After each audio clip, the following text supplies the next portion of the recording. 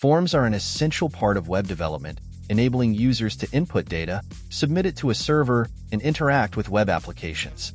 In Bootstrap, a popular front-end framework, forms can be easily created and styled using predefined CSS classes. Here's an explanation of how forms work in Bootstrap. In HTML forms, the form tag is used to create a container for form elements that allow users to input data. The action attribute in the form tag specifies the URL where the form data will be submitted when the form is submitted. At this part, I have created a div container. Inside it is the label tag with the for attribute, which will be given as the name inside the input tag. Let's use an input tag and run it on our browser. So this is how it looks like without the form control class provided by Bootstrap. Let's head back to our code and insert the form control class for us to see the difference.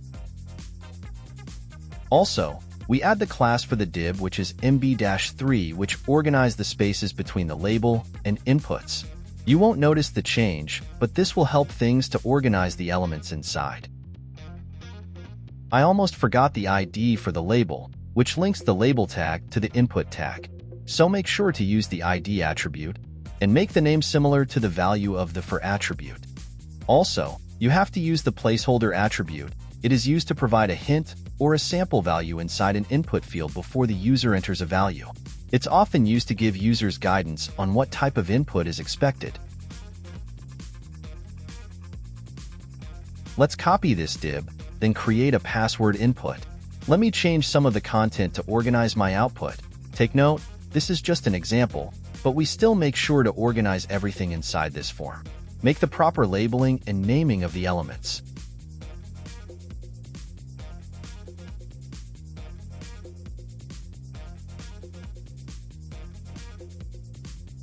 So on this part, we'll set the attributes to the password.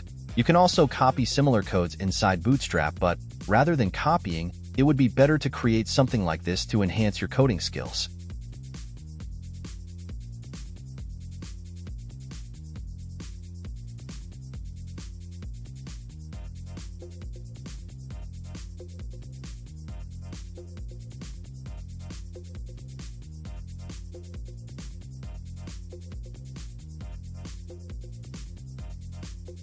You can use this elements inside your forms, particularly on the password or input tag in general.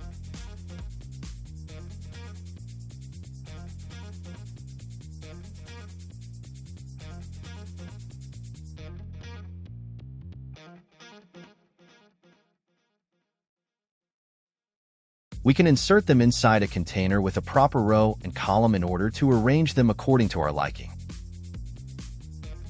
Again, always use the container, then row and column. After that, specify the number of units where will this form sits. For example, I set this with a 4 units on the screen. This way, it will only appear to a certain units, not the whole block. Let's add a separate style for us to insert design on the form and in order for us to see what it occupied inside the 12 units of the screen. Well, just for us to take a look on what it looks like with a color on it. Just to recap, in using the common selectors, we used the number sign if we will use an ID selector and a dot if we use a class selector. For this sample, I used an ID, then set the background color.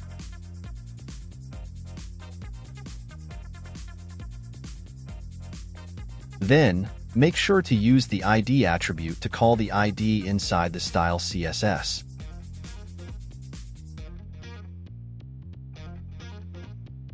And then remember to link to your style sheets in order for it to work.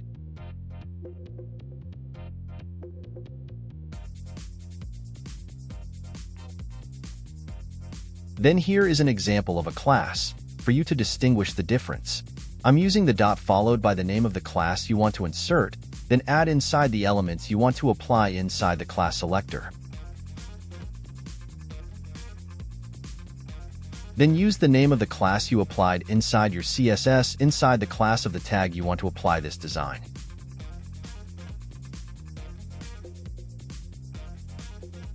Don't be confused on this area. I only applied the name this inside this class. You can add any name according to your liking, but stick only to the relevant names for the project. That's it for now.